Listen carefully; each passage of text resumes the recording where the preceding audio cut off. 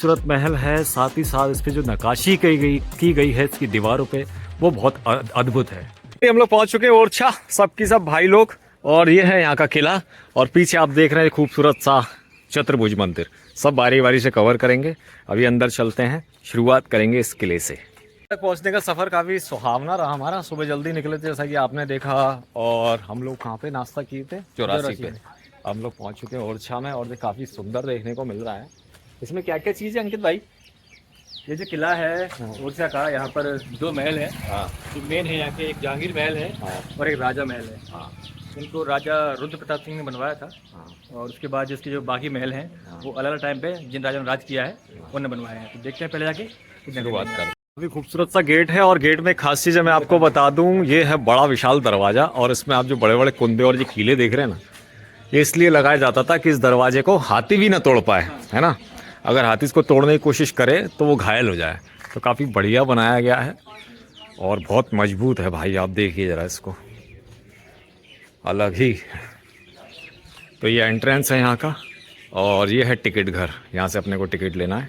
ये है टिकट घर, 50 रुपये प्रति व्यक्ति का है, और विदेशी पर्यटक जो आते हैं उनके लिए 750 रुपये का है। पर सबसे बड़ी खराब बात यह है कि यहाँ पे ऑनलाइन पेमेंट नहीं ली जाता है, इसलिए आपको कैश रखना होगा। तो जब भी आए यहाँ पे जेब में रोकड़ा लेके आएँ, वो भी नगद। अब चलते अंदर, बहुत सुंदर लग रहा है, इतना खूबसूरत परिसर बनाया गया है। अंदर और खूबसूरत होगा, चल के देखते हैं। चलो बॉस, यहाँ से वैसे पहुँचने के लिए तो 3 दरवाजे हैं। एक ये है, एक यहाँ से अपन अंदर आए थे, और एक ये है। हम लोग एंट्री कहाँ से करेंगे? हम लोग यहाँ से करेंगे। ये जो गेट है ये एकदम क्षतिग्रस्त हो चुका है, मतलब ख़त्म हो चुका है पूरी तरह से। और इसमें भी ये कीले आप देख रहे थे जो कि मैंने शुरू में बताए थे, वैसे ही बढ़िया टेक्नोलॉजी का इस्तेमाल करते थे उस ज़माने में। क्या दिमाग लगा के कि मतलब किला भी सुरक्षित रहे तो अपना काम भी बनता रहे। अभी हम दोनों भाई पहले आके प्रवेश कर रहे हैं राजा महल में, और इसी महल से कनेक्ट काफ़ी सारे ऐसे महल बने हुए हैं जो कि आपको बारी बारी हम दिखाएंगे, और इसकी खास बातें जो कुछ भी जानकारियां हैं उसके विषय में बताने की पूरी तरह से कोशिश करेंगे। तो ये था दोस्तों एंट्री गेट, यहाँ से हम लोगों ने प्रवेश किया। यहाँ से पहुँचते ही आप ये महल के पास पहुँचेंगे। इस एरिया को बोलते हैं दीवाने आम। दीवाने आम इसलिए बोलते हैं कि जो राजा की जनता हुआ करती थी, अगर उनकी कोई समस्या हुआ करती तो राजा यहाँ सवाल लिया करते थे। इसको अपन दिखाएंगे। और ये पूरा खुला एरिया जैसा कि आप देख रहे हैं, यहाँ बैठती थी जनता, और वहाँ बैठते थे राजा। राजा किस जगह बैठते थे वो जगह भी आपको दिखाएंगे। अंदर चलते हैं, और पहले शुरुआत में आप देख लीजिए, काफ़ी खूबसूरत बड़ी बड़ी मोटी दीवारों के द्वारा इसको बनाया गया है। उस ज़माने में इसी तरह से निर्माण हुआ करता था। पहले तो मैं आपको बता दूं, इस किले की खास विशेषताएं ये हैं, यहाँ की फ्रेस्को पेंटिंग। ये किला और महल इस तरह से बनाया गया है कि यहाँ पे जो चित्रकारी है, जो यहाँ की दीवारों पर अंकित है, वो काफ़ी खूबसूरत है। उन सब बातों को लेके ये किला सबसे ज़्यादा प्रचलित है, चर्चित, मतलब चर्चाओं में आता है, और लोग इस सब चीज़ों को देखने के लिए दूर दूर से आते हैं, जैसे कि आज हम भी आए। अब चलते हैं अपन लोग जिस जगह पहुँचा हूँ, इसको जैसे शुरू में मैंने आपको बताया भी थोड़ी देर पहले, दीवाने आम। तो ये जगह वो है, यहाँ पर पूरी पब्लिक बैठती थी। ये जो जगह ऊपर की तरफ आप देखेंगे निगाहें दौड़ा के, तो वहाँ पर बैठते थे राजा। जो छोटी मोटी समस्याएं हुआ करती थी जनता की, उसको यहीं पर ही उनके मंत्री वगैरह सुलझा दिया करते थे। परंतु जो बड़ी समस्या होती थी जो राजा के पास पहुंचाने लाई, तो वो व्यक्ति राजा के पास वहाँ बैठ के वहाँ पहुँचता था, और राजा वहाँ बैठ के उनकी समस्या सुलझाया करते थे। राजा किस जगह बैठते थे वो जगह आपको दिखा देते हैं, और काफ़ी बढ़िया बनाया है। सब तरफ आप अगर ऊपर की तरफ निगाहें दौड़ाएंगे तो यहाँ पर भी आपको काफ़ी सारी पेंटिंग्स देखने को मिल जाएंगी। उस ज़माने में किस तरह से पेंटिंग्स वगैरह किया करते थे इसकी सुंदरता को बढ़ाने के लिए। वैसे काफ़ी सारी पेंटिंग्स यहाँ की मिटर सी चुकी हुई हैं। अंदर की तरफ आप जाएंगे तो वहाँ पे ऐसी ऐसी पेंटिंग्स देखने को मिलेंगी, तो वो देखने में ऐसा लगेगा कि उसको आज ही बनाया गया है। ये वो जगह है, ये वो जगह है यहाँ पर बैठे थे।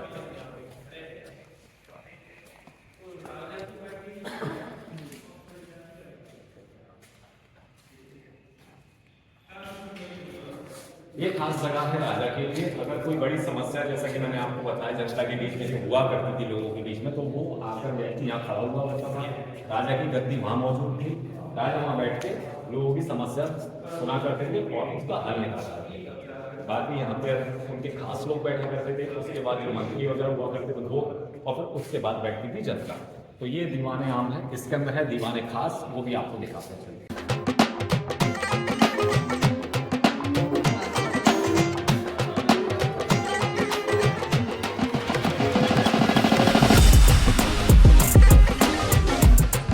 जा रहे हैं महल के अंदर की तरफ और क्या क्या खास बातें हैं वो सब आपको दिखाने वाले हैं थोड़ी ही देर में। राजा महल इस तरफ,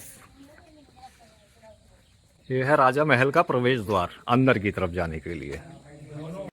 आप सभी दरवाजे के अंदर जब प्रवेश करेंगे तो जाके देखेंगे कि हमेशा दो दरवाजे होते हैं। ये कन्फ्यूज़न के लिए होते हैं कि अगर कोई सेना सामने से अटैक करती है, बाई चांस अंदर की तरफ आती है तो सीधे ही नहीं जाएगी, सामने उसको दीवार मिलती है जिससे उसकी जो स्पीड होती है वो रुक जाती है। बाकी सैनिक लोग अंदर की तरफ रहते हैं और अंदर पहुँच के हम लोग ये नज़ारा देखते हैं दीवाने खास का। तो ये दीवाने खास एरिया है, जैसा कि आप देख रहे हैं। यहाँ पे राजा के जो विशेष अतिथि हुआ करते थे उन लोगों के लिए बनाया गया था। तो अब हम लोग आ पहुंचे हैं दीवाने खास। इस जगह को बोला जाता है दीवाने खास, जैसा कि आप वो स्थान देखते हैं वहां पर बैठ के राजा और राजा के जो मेहमान हुआ करते थे उनसे राजा बैठ के चर्चाएं किया करते थे। दीवाने खास इसलिए बोला जाता है कि यहाँ पे खास लोगों का स्वागत किया जाता था। जो राजा से मिलने अन्य प्रांत से राजा लोग आया करते थे तो उन लोगों को यहाँ बैठा के उनके मनोरंजन के लिए, जैसा कि आप बड़ा सा चबूतरा स्टेज जैसा नुमा ये देख रहे हैं, यहाँ पे वो सारी चीज़ें की जाती थी। जैसे कि गाना वगैरह उनको सुनाया जाता था किसी खास मेहमान को बुलाकर या किसी खास ऐसे कलाकार को बुलाकर, और डांस वगैरह की व्यवस्था की जाती थी। ऊपर की तरफ जो मंच देख रहे हैं वहाँ पे मेन डांसर बोल सकते हैं या आर्टिस्ट बोल सकते हैं, और चारों तरफ जो आप सीढ़ियाँ देख रहे हैं वहाँ पे उनके जो बजाने वाले होते हैं अन्य प्रकार के तबला बबला वो सब चीज़ें, वो लोग आर्टिस्ट लोग बैठा करते थे। अंदर की तरफ आप जाएंगे यहाँ से तो वहाँ पे आपको राजा और रानी का कमरा देखने को मिलेगा। ये वो खास जगह है जहाँ पर आपको देखने को मिलेंगी फ्रेस्को पेंटिंग्स, जिस पेंटिंग्स की वजह से ये महल सबसे ज़्यादा प्रचलित है, लोगों में मतलब उत्साह पैदा करता है कि लोग इन सब चीज़ों को देखने यहाँ पर आए। तो चलिए चलते हैं अंदर की तरफ। तो अपन दीवाने खास से होकर ये एक और खास जगह पर आए। ये जगह इसलिए खास है, आप ऊपर की तरफ निगाहें दौड़ाएंगे तो आपको यहाँ पे देखने को मिलेगी खूबसूरत सी पेंटिंग्स। ये पेंटिंग्स मानो ऐसी है कि किसी ने एक बड़ा सा कारपेट ऊपर की तरफ लगा दिया गया हो। पेंटिंग्स के हर एक कोने में आपको घोड़ों की तस्वीर जैसे नुमा नजर आएगी, साथ में दासियां नजर आएंगी और कुछ मानो कि कोई दुल्हन डोली में बैठ के जा रही है। तो ये एरिया इस पेंटिंग को लेके खास है। और साथ में एक बढ़िया खास बात यह है यहाँ का कुंड। उस जमाने में इस कुंड को पानी से लबालब भर दिया जाता था और साथ में उसमें फूलों की पंखुड़ियाँ, साथ में सुगंधित कुछ ऐसा पदार्थ और लिक्विड डाल दिया जाता था जो कि यहाँ से जो हवा बह के जाती थी वो अंदर के जो महल को वो सुगंधित कर देती थी। सबसे बड़ी खास बात यह है कि यहाँ पे जो आप कुंडे देख रहे हैं इन कुंडों में लगा दिए जाते थे बड़े बड़े पंखे जो हाथ से चलाए जाते थे उस जमाने में, और उसको चलाने वाली होती थी लड़कियाँ जो गूंगी और बहरी दोनों हुआ करती थी, क्योंकि राजा रानी अंदर जो बैठ के बातें करते हैं वो बातें बाहर तक लीक ना हो, इसलिए इस तरह के लोगों को यहाँ पे रखा गया था। अब चलते हैं राजा और रानी का आपको कमरा दिखाते हैं। दोस्तों जितनी बातें अपन अभी कर रहे थे इस महल की खूबसूरती को लेके कि कहाँ पे क्या चीज़ मौजूद है, अब हम बात करते हैं इस महल के निर्माण की। इस महल के निर्माण में 3 राजाओं का सहयोग था। रुद्र प्रताप सिंह और फिर उनके ज्येष्ठ पुत्र जो थे वो भारतीय चंद्र थे, और लास्ट में जब इस महल को पूरा किया गया वह किया गया मधुकर शाह जी के द्वारा। और ये महल के साथ ही साथ उन्होंने यहाँ पे बनवाया एक राम मंदिर भी, जो कि आपको शुरुआत में ही देखने को मिलता है। तो ये थी महल के निर्माण को लेके जानकारियाँ। अब चलते हैं आगे क्या खास चीज़ें हैं। ये है वो खास जगह जिसको मैंने अभी आपको बताया कि अंदर वो कुंड के बाद और फिर ये खास जगह आती है। ये वो जगह है जहाँ पे राजा अपनी रानी के साथ बैठ के चर्चा किया करते थे। ये वो जगह आप सामने देखेंगे, वो 8 नंबर का जो कक्ष है वो राजा का हुआ करता था, और 7 नंबर का जो कक्ष है यहाँ पर ये रानी का हुआ करता था। पर इनके बीच में ऐसे कुछ काफ़ी ऐसे गुप्त रास्ते हैं जो अंदर ही अंदर राजा अपनी रानी से मुलाकात करने आया करते थे। यहाँ पर मौजूद हैं लगभग 8 से 9 कमरे, और अगर बाई चांस बाहर से कोई अगर अटैक करे या राजा से कोई मिलने भी आए तो उनको यह पता नहीं होता था कि राजा कौन से कक्ष में है इस वक्त, इसलिए अंदर के अंदर काफ़ी सारे गुप्त रास्ते बनाए गए। लेके चलते सबसे पहले आपको रानी के महल में। अब हम आपको लेके आए हैं रानी के कक्ष में। ये वो कक्ष है जहाँ पे रानी रहा करती थी, और ये वो गुप्त रास्ते हैं जिनके विषय में आपको बता रहा था। पर ये कक्ष खास तौर पे मतलब फेमस इसलिए है क्योंकि यहाँ पे जो आप पेंटिंग देख रहे हैं ये काफ़ी खूबसूरत है। इस पेंटिंग का आप ध्यान से देखेंगे तो विष्णु भगवान के 10 अवतार इसमें दर्शाए गए हैं हर तरफ। कुछ पेंटिंग्स हैं जो कि अभी खराब सी हो चुकी हैं, बाकी कुछ पेंटिंग अभी भी अच्छी हालत में मौजूद है। तो आपको लेके चलते हैं राजा के कक्ष में। ये वो कक्ष है, यहाँ पर भी आपको जो पेंटिंग्स देखने को मिलेंगी ये भी काफ़ी खूबसूरत हैं।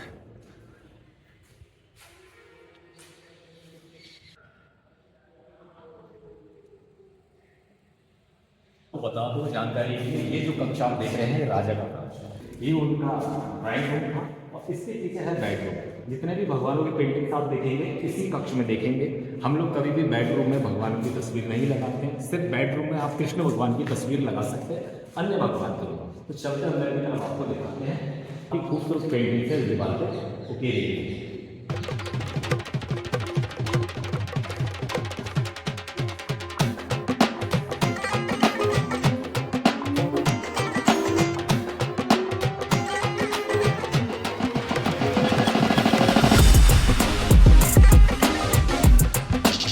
गाइस अब हम लोग आ चुके हैं ऊपर की तरफ आपको लेके, और ये जो चारों तरफ आप कक्ष देख रहे हैं काफ़ी खूबसूरत कक्ष हैं, और नीचे की तरफ वो नज़ारा है जो कि थोड़ी देर पहले मैंने आपको दिखाया था। ये वो कक्ष है जहाँ पे रानी भगवान की आराधना भी किया करती थी इस जगह पर बैठ के। और साथ ही साथ जो काफ़ी सारे कक्ष आप देख रहे हैं ये वो कक्ष है कि रानी की दासी या उनकी सहेलियाँ यहाँ बैठ के बातें भी किया करती थी। तो चलिए सबसे पहले आपको इस कक्ष के अंदर ले चलते हैं, इस कक्ष की कुछ खास बातें बताते हैं।